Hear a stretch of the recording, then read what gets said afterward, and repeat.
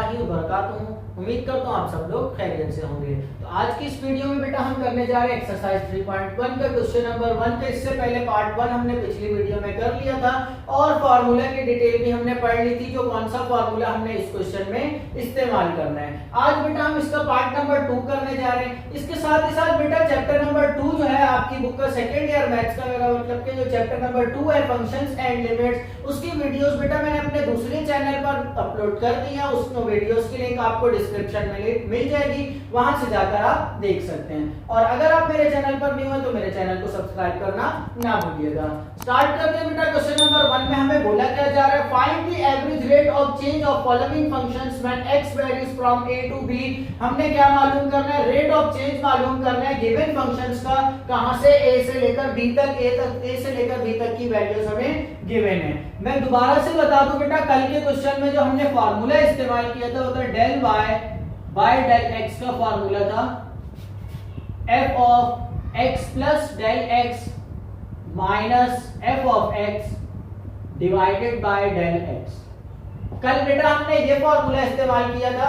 इस फार्मूला से हमने देखा था थोड़ी सी हमारी एक्सप्लेन जो कैलकुलेशन है वो लंबी हो रही थी और ये फार्मूला जो है वो थोड़ा सा ट्रिकी भी है। तो आज की इस वीडियो में बेटा एक मैं नया फार्मूला इस्तेमाल करने जा रहा हूँ। उस फार्मूला से भी अगर आप इस क्वेश्चन को सॉल्व करते हैं तो आंसर सेम वही आएगा जो इस फार्मूला से आ रहा है, और वो फार्मूला अगर यूज करते हैं तो वो गलत भी नहीं है और उससे कैलकुलेशंस भी आसान है। अब वो फार्मूला क्या है बेटा, del y by del x का f of b minus f of a divided by b minus a। मतलब इस फॉर्मूले का मतलब क्या है, वो वैल्यू जो सेकंड नंबर पर हमें गिवन है, मतलब कि b की वैल्यू पहले क्या करो फंक्शन में पुट करो, उसके बाद माइनस कर लो a की वैल्यू फंक्शन में पुट करके, और डिवाइड में क्या करो सेकंड वाली वैल्यू में से फर्स्ट वाली वैल्यू को माइनस कर लो। तो स्टार्ट करते हैं बेटा। आज इस वाले फॉर्मूले से हम सॉल्व कर रहे हैं। फॉर्मूला है हमारे पास del y by del x equals to f of b minus f of a divided by b minus a। अब b और a दोनों की वैल्यूज हमें सवाल में गिवन है तो वो पुट कर लेंगे। f ऑफ b की जगह आ जाएगा बेटा 2.3 माइनस f ऑफ a की जगह आ जाएगा बेटा 2 और डिवाइड में b की जगह 2.3 और माइनस a की जगह 2। नेक्स्ट स्टेप अब हमें बेटा क्या बोला जा रहा है, जो फंक्शन सवाल में गिवन है उसमें वेरिएबल की जगह पर वैल्यू क्या पुट कर लो 2.3। अब देखिए यहां पर क्या होगा, फंक्शन क्या है x क्यूब माइनस 4। तो मतलब अब मैंने x की जगह पर क्या पुट करना है 2.3, तो मतलब यहां आ जाएगा 2.3 का क्यूब माइनस 4 माइनस लगेगा और यहाँ पर ब्रैकेट में अब मैंने फंक्शन में क्या पुट करना है 2, तो मतलब के 2 का क्यूब और माइनस 4 डिवाइड में बेटा आ जाएगा हमारे पास 2.3 माइनस 2, तो मतलब के 0.3। सिंपल हमने क्या किया, फंक्शन में हमें x की जगह पर 2.3 पुट कर रहा था, फंक्शन हमें सवाल में ये गिवन था, x की जगह पर हमने 2.3 पुट कर लिया, क्यूब सेम लगाया माइनस 4 माइनस ये वाला फार्मूले वाला आया और दोबारा से फंक्शन में हमने x की जगह पर 2 पुट कर लिया और माइनस 4 जो है वो ये वाला सेम आ गया। नेक्स्ट स्टेप अब बेटा देखें यहाँ पर क्या होगा, del y by del x की वैल्यू में निकालने जा रहा हूं। 2.3 का क्यूब है तो हम 2.3 का क्यूब निकाल लेंगे। 2.3 12.167 आ जाएगा यहाँ पर 12.167 माइनस 4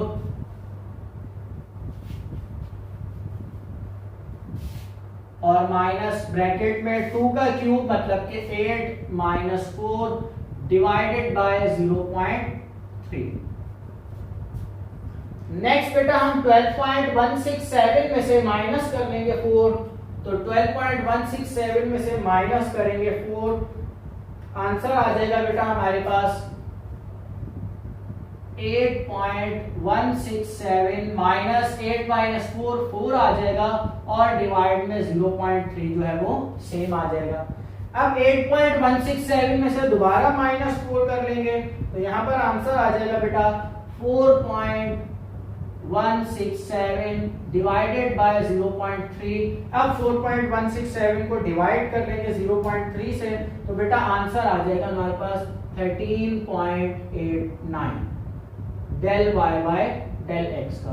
अब ये del y by del x का जो आंसर आया इसका मतलब क्या है बेटा, ये मैंने पिछली वीडियो में भी लास्ट में डिटेल में बताया था। इसका मतलब है x की वैल्यू 2 और 2.3, ग्राफ पे जब हम पुट करेंगे 2 और 2.3 जैसे डिफरेंस कितना आ रहा है 0.3 का, तो x की वैल्यू जब हमने 0.3 बढ़ाई तो y की वैल्यू कितनी बढ़ जाएगी 13.89 वैल्यू जो है वो बढ़ जाएगी। इसका मतलब ये है।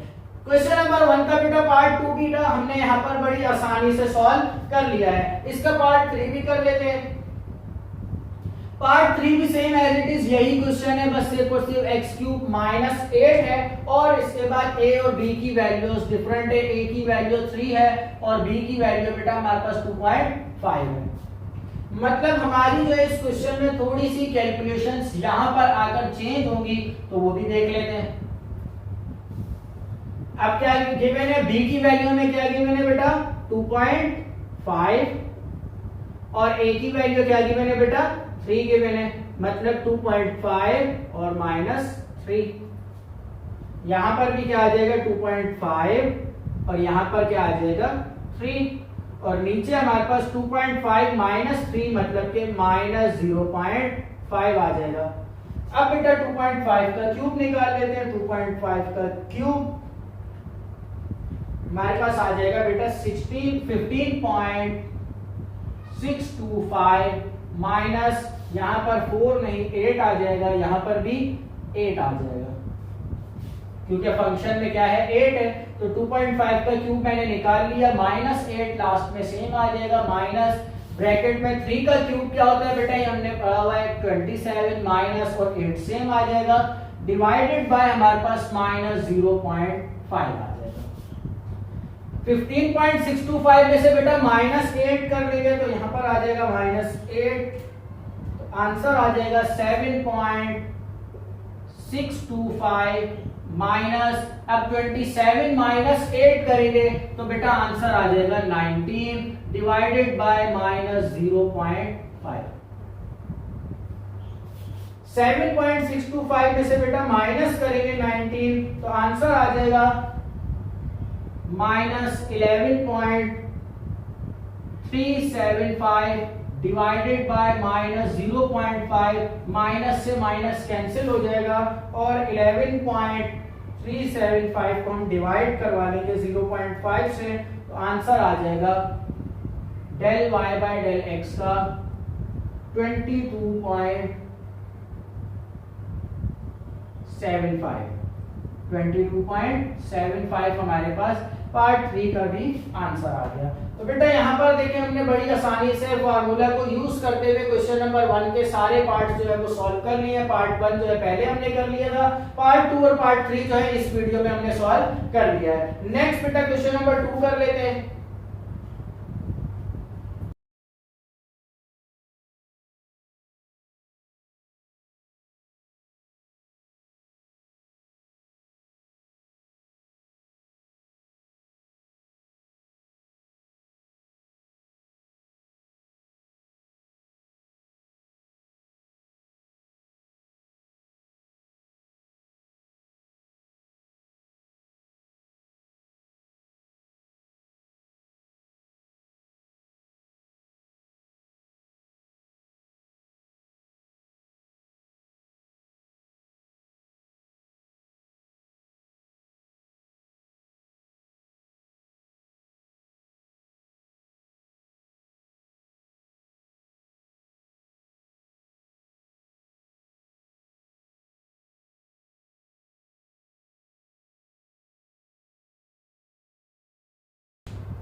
क्वेश्चन नंबर 2 बेटा मैंने यहाँ पर क्या लिख लिया है, जो क्या बोला जा रहा है क्वेश्चन नंबर 2 में, find out the average rate of change when x changes from a to b। मतलब कि हमने रेट ऑफ चेंज ही मालूम करना है। जो काम हमने क्वेश्चन नंबर 1 में किया था वही काम हमने यहाँ पर क्वेश्चन नंबर 2 में भी करना है। क्या बोला जा रहा है पार्ट 1 में, a equals to pi x square where x is the radius of sphere, a equals to 3 और b इक्वल्स टू 3.1। दो पॉइंट्स हमें दे दिए गए, x की पहली वैल्यू 3 और दूसरी वैल्यू जो है वो 3.1 है। 3.3 और 3.1 के दरमियान जो है x वेरी कर रहा है। हमने क्या करना है, अब इसका रेट ऑफ चेंज निकालना है। बेटा क्वेश्चन नंबर 1 और क्वेश्चन नंबर 2 में जो छोटा सा एक फर्क है वो क्या है, क्वेश्चन नंबर 1 में जो हमें क्वेश्चंस गिवन थे वो y equals to this form में गिवन थे। क्वेश्चन नंबर 1 में हमें y equals to this form में क्वेश्चन गिवन थे, और अगर क्वेश्चन नंबर 2 में हमें जो गिवन है वो a equals to this form में गिवन है। मतलब बेटा क्वेश्चन नंबर 1 में हम del y by del x मालूम कर रहे थे, अब हमने del a by del x मालूम करना है, क्योंकि वैरी तो सिर्फ कौन कर रहा है, वैरी तो x ही कर रहा है ना, x का ही चेंज हम मालूम कर रहे हैं, तो डिवाइड में x ही रहेगा, न्यूमरेटर में जो है वो y की जगह क्या आ जाएगा, a आ जाएगा। अब देखिए क्या होगा यहाँ पर, del a by del x हम मालूम करने जा रहे हैं। बेटा यहाँ पर अब कुछ बच्चे परेशान होंगे, y की जगह a आ गया तो फार्मूला भी चेंज होगा। बेटा फार्मूला चेंज नहीं होगा क्योंकि हम रेट ऑफ चेंज ही निकाल रहे हैं, तो फार्मूला जो है वो सेम रहेगा, f of b minus f of a divided by b minus a। Next step बेटा क्या होगा, b और a की वैल्यूज पुट कर लेंगे, तो यहाँ आ जाएगा f of 3.1 minus f of 3 divided by 3.1 minus 3।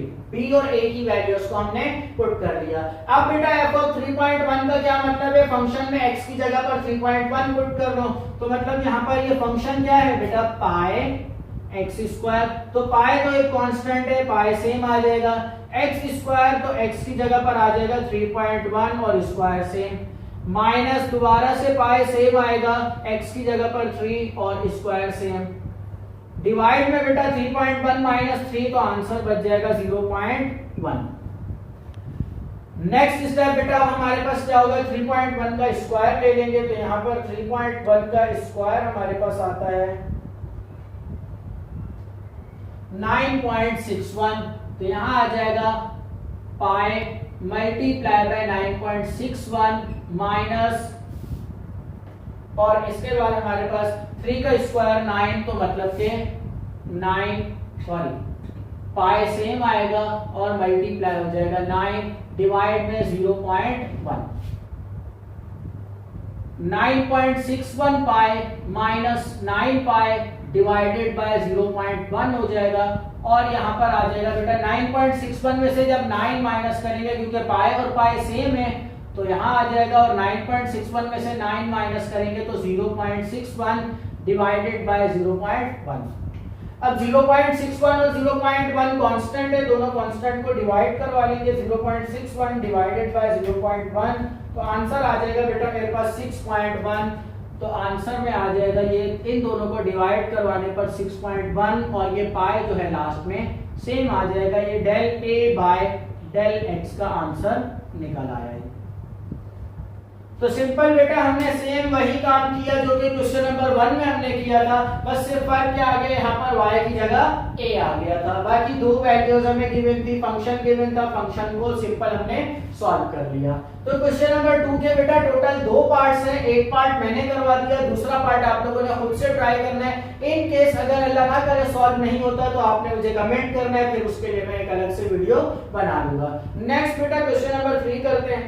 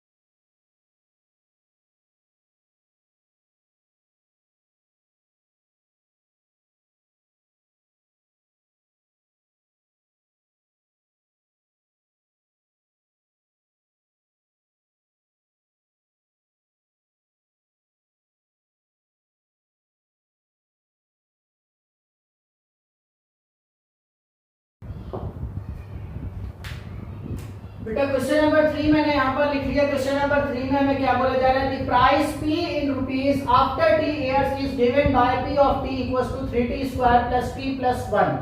Price जो है हमारे पास गिवन है कितने एयर्स, टी एयर्स में। अब वो हमें एयर्स नहीं बताएगा यहाँ पर कौन से एयर्स है, टी नाम दिए गए, मतलब कितने भी हो सकते हैं। Find the average rate of change of inflation from t equals to 3 to t equals to 3.5।